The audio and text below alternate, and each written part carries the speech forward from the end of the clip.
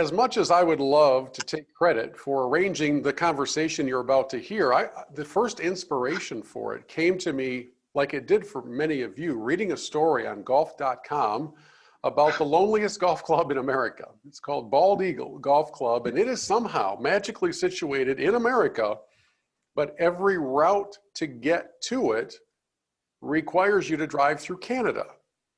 And as you might imagine these days, that's not a very easy route to take since the border's closed. And I thought it would be kind of cool to reach out to the two main characters. We're going to call you guys characters today, if that's all right. Kyle German is the general manager. Rick Hool is the superintendent. And just dig into the story of what on earth is it like to have a golf course nobody can get to. Kyle, what's life like up there in Point Roberts? It's it's been an interesting time for sure. It is Point Roberts itself is a beautiful little enclave of the United States. It's only 5 square miles, but it is landlocked with Canada, so you can't get to it as a U.S. citizen unless you go through a border a couple times. And it's usually around a minimum of 45-minute to an hour round trip. So it is. Having said that, we're pretty much dependent on the Canadian golf market. There's only around 1,300 full-time residents of the Point, and honestly, not a lot of those are golfers. Half an hour to our north is Vancouver International Airport, so it's a hub and it's a extremely busy city, filled with golfers. So we rely on that as our market. So obviously, with the borders closing in March, we haven't been able to welcome any of our favorite guests, and so as such, we've had to close operations just because I said, but we don't have any customers that can come to us. It's mind-blowing to me. I didn't realize, and I'm sure many others didn't realize, that there is some part of America. You're in America, right? It's in the United States. There's some part of America where you can't get there from America. It's mind-blowing. So this, I believe the phrase is a penne enclave, or I don't know how to pronounce it, but is that what the right terminology is? Yeah, that's it. That's us. Well, by the way, thank you to Andrew Penner from golf.com for the research and the maps and the things that really kind of show us how all this works. Now, for the couple of you who are watching the live stream, I'm going to sort of demonstrate with crude visuals. Our graphics budget is not what it used to be. So basically, if you want to take the Bald Eagle Golf Club in Point Roberts and consider it right here, and just realize that everything around it is Canada. And I'm blown away at how that could possibly be the case. And my understanding, Kyle, is that it dates back a couple hundred years. It goes back to the Oregon Treaty, 1846, 3, something around there. Like we're going to correct you. Yeah, it's way back there. Yeah, and and nothing's really changed since then. And yeah, like I said, it's because of that, it is a very, very unique place. It is, like I said, half hour to the north is Vancouver, a big hub city, big city, and you come across the border, and it's like going into small town USA, even though it's literally steps away from a huge metropolis. So it is, in that regard, extremely unique and extremely interesting. It's a beautiful little piece of property. I mean, it's surrounded on, obviously on 3 sides by ocean, by water.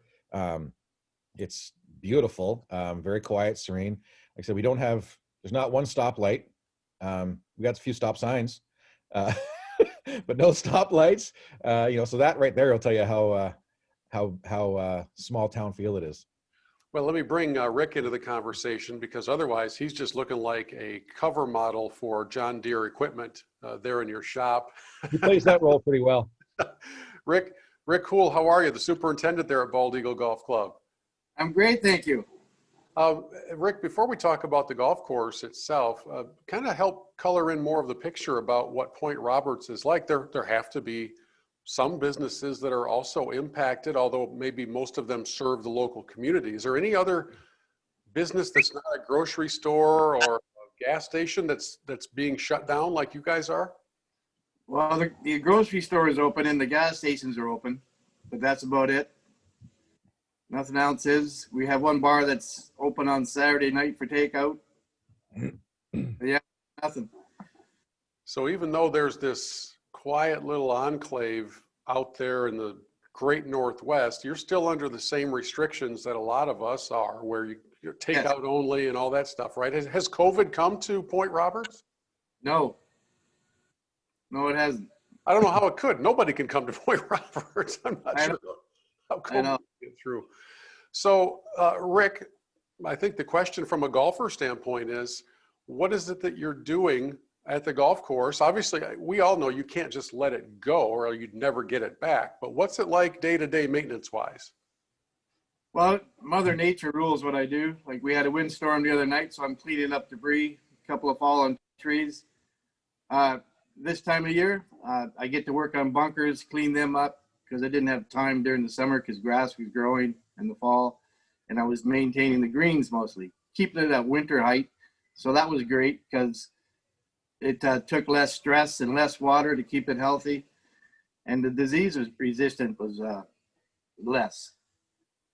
And you don't have anybody out there tearing up. There's no divots to replace. I'm guessing the ball marks are minimal, maybe left by some deer if they're tracking across your greens, but the course Well, would actually, be in great shape.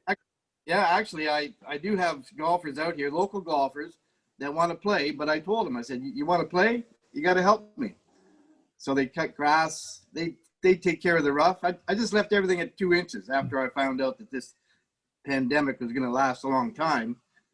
So it makes it easy for them, easy on my mechanic who, comes in and helps me once in a while.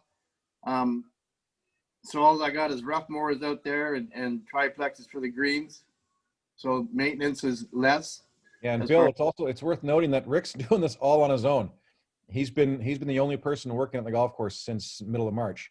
So he's literally taking care of 200 acres completely by himself, aside from some volunteers that come in and help that want to play a little golf, or people that are just bored and need something to do. He's doing it all himself. Where are you, Kyle, geographically? I live in Canada. I'm a dual citizen, so I come across the border. But yeah, so I'm only about 35 minutes away, but I'm in a town called Surrey, which is, like I said, just 35 minutes northeast of the point. Now, if you wanted to go to the course, could you because of dual citizenship? There's debate on that. From what I can understand, the most accurate description is I can go, but I have to do my self quarantine on the way back. So I could go twice a month. I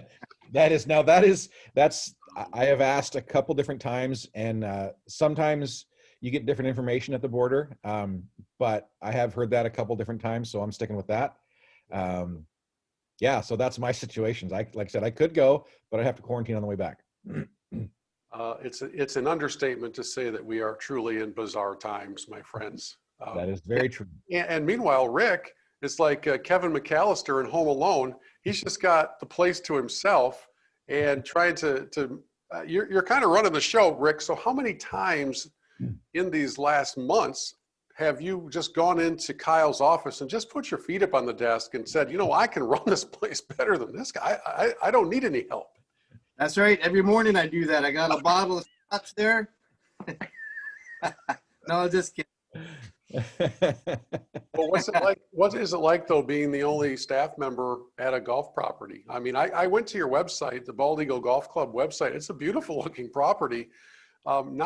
It's not the, I don't want to say this the wrong way. I have been to golf courses where the conditioning between being maintained and not being maintained is minimally noticeable. Bald Eagle is not like that at all. You guys have a beautiful property. So I don't know, Rick, is it overwhelming? Is it kind of freeing? You don't have to deal with everything. What's it like? It's very overwhelming, but you learn to pick your priorities and make sure that that's taken care of, and everything else falls into place. You can't overlook things. Like I think we have like 67 bunkers. It's just I can't get them all, but eventually we will. The worst thing is about it is that I can't leave without a good excuse. You go to the border and they'll turn you around. Normally, where would you be going? Do you live in Point Roberts, or would you be going somewhere else? Yeah, I live in Point Roberts. Okay. Well, it's just nice to get out of Point Roberts and see how the real world lives. Yeah. Well, Love it. I'll tell you this, Rick, I'm in the real world. It isn't all that attractive these days. So you might be better off. You know, we sometimes being away from all the garbage is kind of a nice thing. However, now that you're going on 10 months or so of it, I would think a little cabin fever might be setting in. You know, thank God for sports and alcohol. In that order? Yeah, yeah. Well, they go together. It's not an order. They go together. They go together. Yeah. Kyle, from Well, yeah. Sorry, I was going to say one thing that, like you say, the cabin fever and the stuff. You know, one thing that a lot of people don't realize is being in Point Roberts, being small, in general, people can go across the border, you know, 2, 3, 4 times a day. They'll go into the neighboring town, which is called Tawasin, to go do some grocery shopping, or go to the dentist, or go take their dog to the vet, or just go to the mall, or go bowling, or go to a movie. None of those things are options right now for all these people living in Point Roberts. And it's, like I said, it's going on 10 months where they, you know, they can't, like I said, they can't go bowling. I mean, not that I love bowling, but they can't do it. Right. So it is, I mean, it is an absolute struggle for the people there. And, you know, Rick's smiling and laughing, which is awesome to see, but it's, you know, you got to remember it's for these people, you know, there's only, like I said, 1,300 residents, give or take. You know, there's struggles going on right now down there for sure. Well, that makes sense. And I do another program called The Big Impact. And I was talking with a counselor, a therapist, as my guest, and talking about the impact from a mental standpoint of isolation and kind of how depression can set in. So it's a very real thing. It's not just, you know, this conversation is fun and we're focusing on the golf property and all the travails of that. But Rick, I'm sure that you could tell us, you don't need to, but you could tell us stories of friends of yours in that community who are really struggling with the feeling of confinement, of having this all kind of close in on them. 10 months is an awful long time to not be able to travel anywhere. Yeah, it's I think overall we're doing fine because we're all friends. Well, we don't know everybody here, obviously, but I think all my friends and everything, we're doing fine. We communicate with each other, and we realize how difficult this is. With my situation, I used to log, so I was in logging camps. So it's kind of like that. So I'm kind of used to this kind of lifestyle. So, you know, there are struggles, but we're getting through it. We're strong. You know, Rick, in the world of logging, though, there's no chance you get to go sit in the general manager's office when he's not there. So I have to think golf is a little higher up on the priority. You're just rubbing that in the Kyle, aren't you? Well, what's he going to do? He can't come and stop you. You know. No. Yeah. So, No. Yeah. Kyle, let's talk about the business side of all this for a moment or two. Is the golf club in danger financially? How do you stay open? Well, we're not really open, but it's obviously it's a challenge. You know, we have to this point, we've got a commitment from our owners to kind of stay the course and go as long as we can. Yeah, it's unfortunately it's, you know, golf course is closed. There's no money coming through the register. There's still bills to pay. Obviously not as many bills as if we were open, but there's still bills to pay, you know. So it is a challenge. Like I said, we've got a great ownership group that is, you know, committed to, you know, staying the tide and seeing how long we can go. Obviously, we hope it doesn't last much longer. At this point, it doesn't seem like a lot of positivity on the horizon. But you know, we're just hoping and praying and going day by day with it. Were you able to secure any like PPP loans or anything like that to help with payroll so that I don't want Rick working for free here? Come on. Rick always works for free. Pretty much. To be honest, no, we haven't. Our ownership group is Canadian Chinese, Okay. and as non-Americans, unfortunately, they're not eligible, even though they own a business in the United States. They're not eligible for those grants and loans. Well, you guys have a truly unique situation there. And just from a personal standpoint, It would be awfully hard for me to figure out how long I'm going to stick with all this. Rick, are you good? Are you in this for the long haul? Are you going to reach a point where you're like, you know what, I got to get out of here? No, I've seen it go down before. All it took was 6 months, and this place was devastated, and we had to bring it back. So I'm not going to let that happen again. It's kind of your baby, isn't it? Anna. So Rick, since nobody knows the course better than you do, give us a little feel for what Bald Eagle Golf Club is like. It's a beautiful place. Every hole is on its own. I probably golf about 2 times a week now just to make sure it's playable, you know. Yeah, that's it. That's the reason. Yeah, it's a beautiful course. We've got lots of coyotes, lots of deer. The coyotes are making me work too. They seem to be kept taking up all the covers of the drainage holes and everything. So they're playing with me. It's a little game. They're bored as well. Everybody's got to have something to do.